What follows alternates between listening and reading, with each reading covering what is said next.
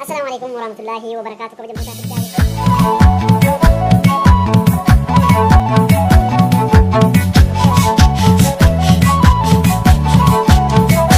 nageenya keenya bakka jirtanutti isin haga'u jecha dhagaan viidiyoo babbareedaadhaan walitti deebinaa viidiyoo barumsa qabu jechuudha. Viidiyoo irraa waa hubattan jennee yaannuun isinitti deddeebina. Hamma dhuma sagantaa keenyaatti nu wajjin turan affeerraa keenya aan sawaan bonfirrisaatii isin daawwattoota kootii galatoomaa isiniin jedha. Egaan chaanaalii koo kana Freeman subscribe godhaa, like godhaa, share godhaatii akka guddiftanuun isiniin jedha. Amma gaan sagantaan viidiyoon an qabadhee dhufe viidiyoo waa biraatii miti, waahii nama tokkorraa waa jechuufanii akkasumas immoo wanta keessa deemaaru maalitti deemaara isa jedhudha wanta tokko kaasuu barbaada.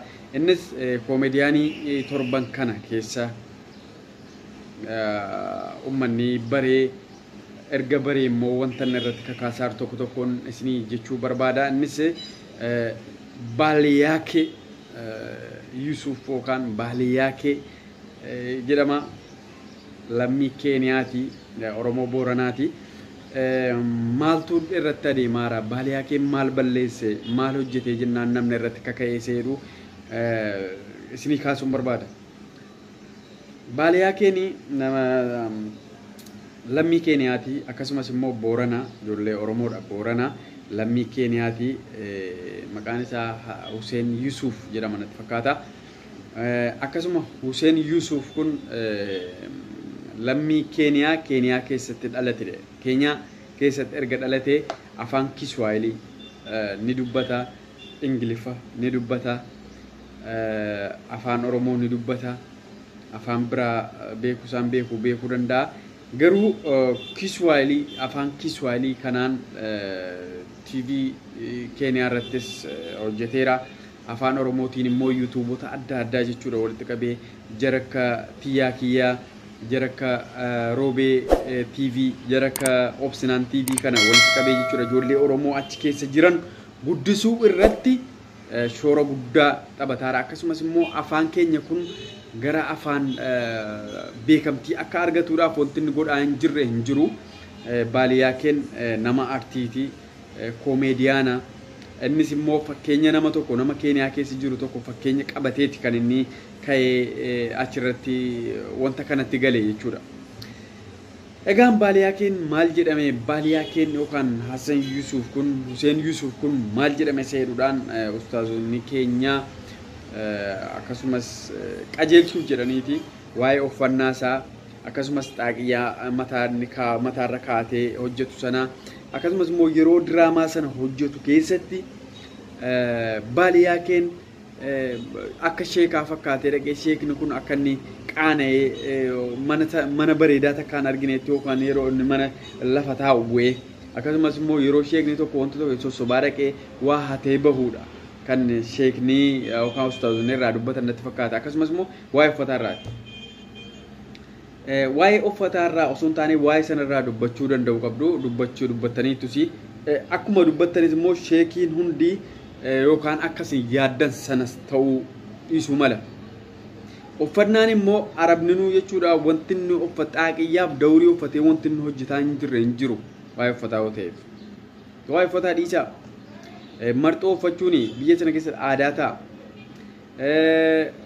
Garuu jechoota inni fayyadamu keessaa jechoota kana hin jedhin kun sin baasu yoo jettaniin dhugaadha. Kanarratti eenyuun waliif gala jechuudha. Namni kun akkuma nuti amantaa qabnu innis amantaa qaba. Amantaa isaa irratti xiyyeeffate, amantaa isaa irratti sirnaan hojjeta, amantaa isaa maal akka ta'e hin beeka namni kun. Wanti kun badiitti geessama, badiitti hin geessu jedhuudha ammoo yeroo sanatti hojiidha waan ta'eef geessuu dhiisuu, itti yaaduu dhiisuu danda'a. Erga immoo itti yaadne wanti kun badii erga ta'e namni wanta kana irratti fidee dhidhiyeessee haasofsiisee nama kanaan wal baruudha. Namni kun meemee Booranaa, nama Booranaati garuu Keeniyaa keessa dhalate. Kiswahilii akkanatti dubbata. Kiswahilii Keeniyaadha amma South Africaatti jechuudha. Namoonni kun Kiswahilii dubbatu. Maaliif namni kun beekamuu hin barbaanne? Maaliif afaan Oromootiin dubbachuu barbaade? Afaan Oromoo guddisuudhaaf. Kiswahiliitu dubbatee beekamtii yeroo tokkichatti argata. dhugaa walitti himneef.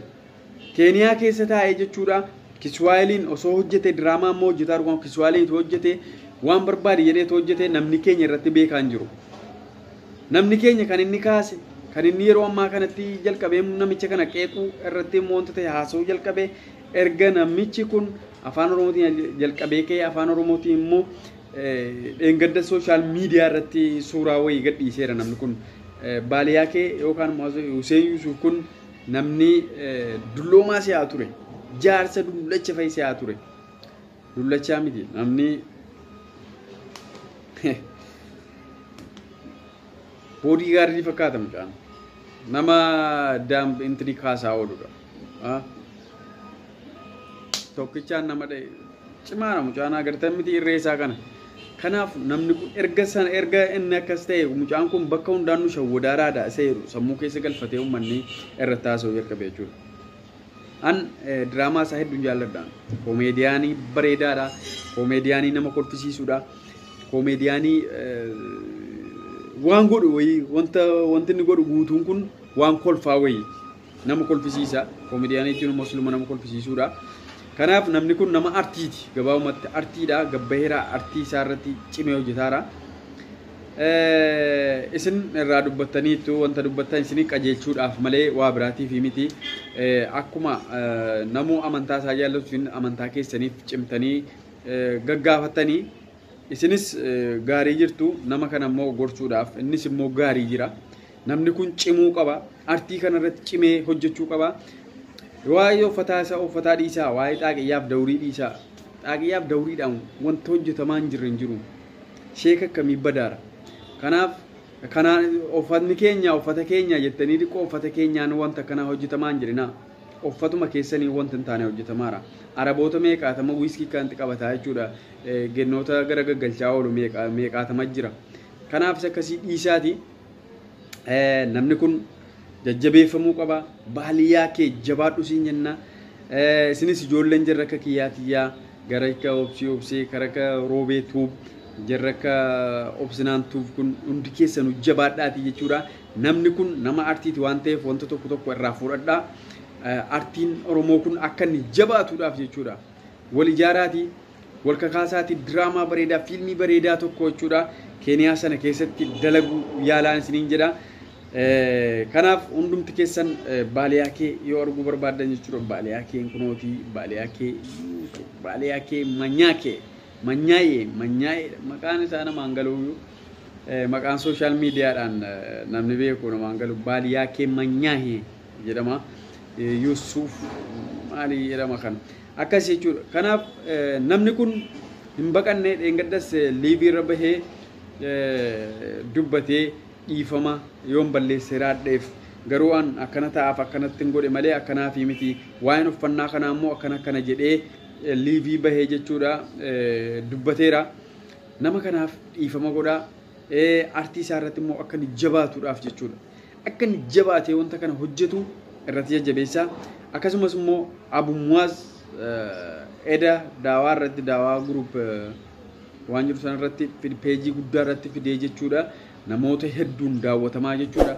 Namni kun eessatti akka dhalate, eessatti akka barate, eessatti akka guddate, maal akka hojjetu, maaliif akka hojjete, maaliif akka wanta sana hojjete guutuusaa daawwataa ture jechuudha. Guutuusaa intervii godhaa ture. Abu Muaz ati galatoomii ulfaadhuun jedha. Ustaaz Abu Muaz jechuudha hojiilee sooshaal miidiyaa kanarratti namoota walitti fiduu, namoota walitti araarsuu akkasumas immoo namoota wal barsiisuu irratti qoonnaatti fudhataattu qooda hedduu jaallatamuudha. Qooda hedduu immoo jajjabeeffamuu qabuudha.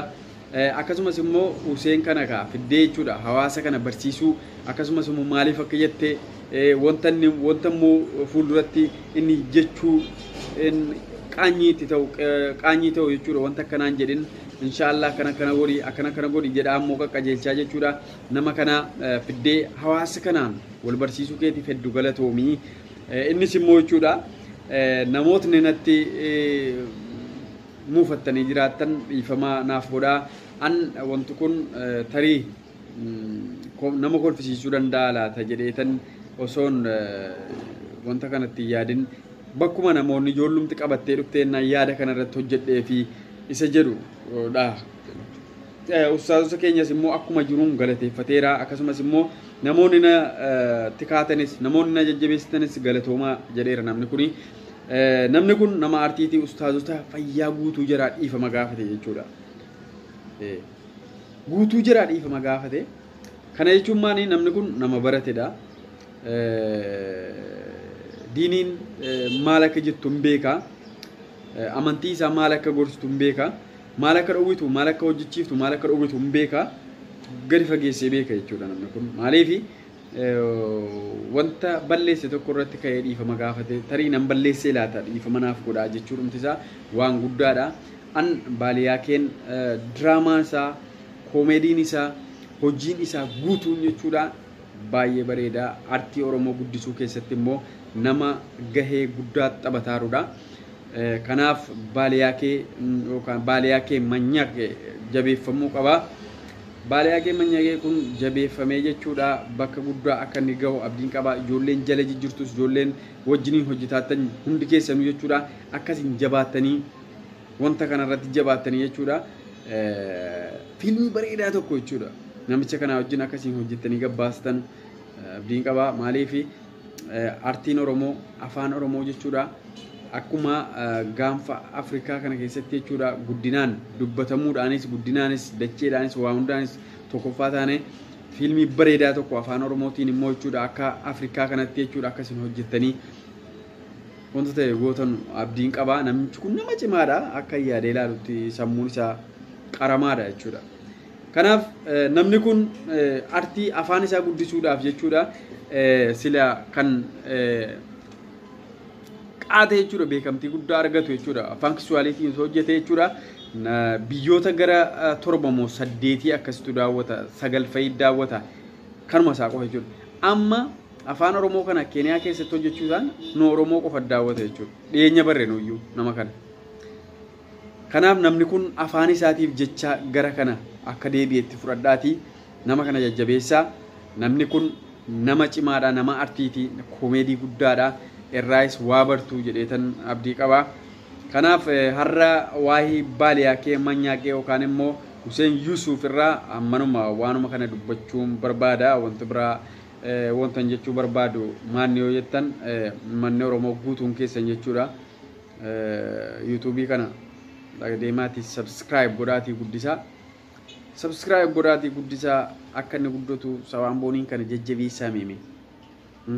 Sabaan booniin kana jajjabeessaa akka inni viidiyoo haaraadhaan isinii dhufuudhaaf kakaasaanii laayikii gochuun dagatina, sheerii gochuun dagatina, subscribe gochuun illee dagatina. Viyuun akka inni dabalatee sa'aatiin dafee naa guutu sa'aatiin hin guunne sa'aatiin baay'ee na rakkisee jira. Hundi keessanuu akka naaf daawwattanuudha. Kabajamtoota daawwattoota keenyaa oduun keenyaa fi yookaan viidiyoon keenya guyyaa har'aa kanuma irratti raawwata. Viidiyoo biraatiin hamma walitti deebinutti nagaan nu turaa jennaa. An Sabaan Boonfiresaatii galatoomaa.